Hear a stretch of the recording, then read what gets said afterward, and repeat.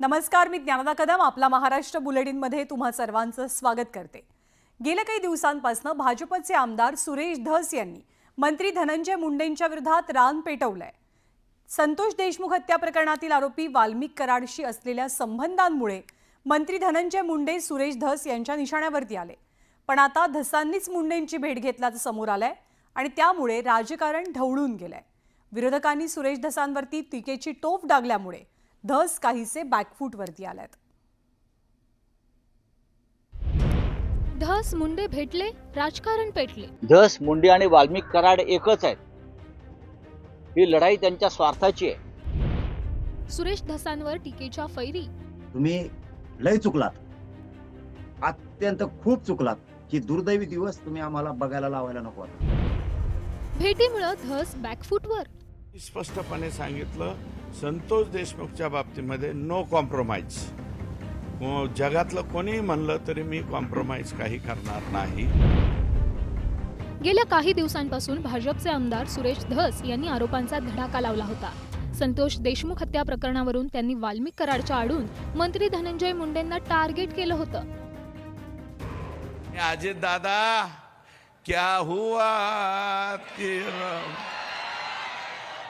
तेरा वादा, अजित दादा तेरा वादा क्या हुआ रे? काय को इसको अंदर लिया? ये अंदर लेने का जैसा नहीं है।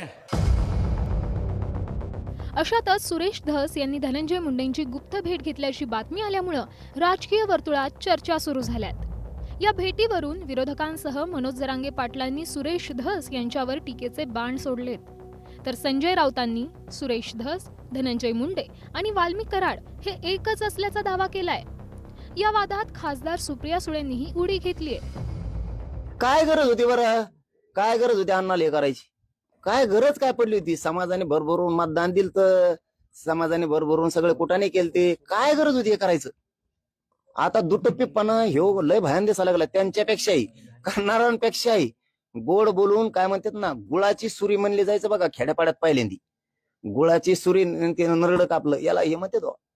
मला तेव्हा लोकांनी समजवलं की तुम्ही धस यांची बाजू घेऊ नका। धस हे कधी पलटी मारते। धस मुंडे आणि वाल्मिक कराड एकच आहेत। ही लढाई त्यांच्या स्वार्थाची आहे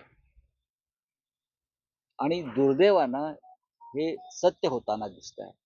मला वाईट वाटतं की एका विद्यमान आमदारानं देशमुख कुटुंबियांच्या अश्रूचा बाजार मांडला आणि व्यापार केला। धनंजय मुंडे आणि सुरेश धस हे भेट झाली, याच्यात काही नवल वाटत नाही, कारण त्यांचा दोस्ताना हा आजचा नाही, खूप पूर्वीचा आहे आणि ते नेहमीच एकमेकाला सकारात्मक असं राजकारण हे करत असतात। म्हणजे नेहमीच त्यांनी एकमेकाला सकारात्मक राजकारण केलेलं आहे। त्यामुळे त्यांचा एवढ्या जुना दोस्ताना जो जयवीरूचा आहे तो इतक्या लवकर संपल असं आपण तरी कशी अपेक्षा करायची?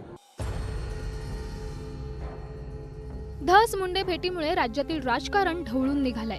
एकीकडे धसांची राजकीय कोंडी झाली आहे, तर दुसरीकडे भाजप प्रदेशाध्यक्ष चंद्रशेखर बावनकुळेंवर सारवासारव करण्याची वेळ आली आहे। नाही, वर्कआउट काय, एकदा भारतीय जनता पार्टीचे अध्यक्ष म्हणून मी त्यांना, सुरेश धस माझ्याकडे जेवायला मी त्यांना बोललो, नंतर धनंजय मुंडे नाही बोलवलं। पण याच्यामध्ये काही असा पॉलिटिकल कॉम्प्रोमाइज करा, गळाभेट करा, हे करा ते करा असा काही इश्यू नव्हता।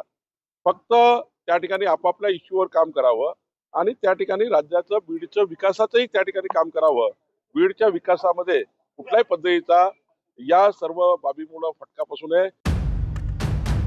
धनंजय मुंडेंच्या घेतलेल्या या भेटीची धग धसांना बसलीय, त्यामुळेच त्या भेटीवर स्पष्टीकरण देता देता धसांच्या नाकी नऊ आलेत। आपण कोणत्याही प्रकारची तडजोड केलेली नसल्याचं सांगत संतोष देशमुखांना न्याय मिळेपर्यंत आपली लढाई सुरूच राहणार असल्याचं धस यांनी म्हटलंय। तो साहेबांनी म्हणले की बाबा डेव्हलपमेंटच्या ह्याच्या त्याच्या बाबतीत तुम्ही भांडत बसू नका। या बाबतीत काय, तर मी स्पष्टपणे सांगितलं, संतोष देशमुखच्या बाबतीमध्ये नो कॉम्प्रोमाइज। जगातलं कोणी म्हणलं तरी मी कॉम्प्रोमाइज काही करणार नाही आणि मी निघून आलो, ते निघून गेले, ती बैठक संपली। आता काल परवा जे 13वा मी धनंजय मुंडेंना त्यांच्या निवासस्थानी भेटायला गेलो, त्याच्यात झाकून लपून काय नव्हतं।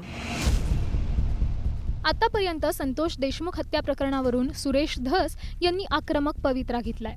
सुरेश धस यांनी संतोष देशमुख हत्याकांडासोबतच बीडमधील वाढती गुन्हेगारी, बोगस पीक विम्याचा घोटाळा, राख आणि वाळू माफियांचा मुद्दा सातत्यानं मांडलाय. एकीकडे या सर्व प्रश्नांवर आक्रमक भूमिका घेतलेल्या सुरेश धसांनी धनंजय मुंडेंची भेट घेतल्याची बातमी फुटल्यानंतर धसांना खिंडीत गाठण्याची संधी विरोधकांना मिळाली आहे. Bureau report, news 18 Lokmat.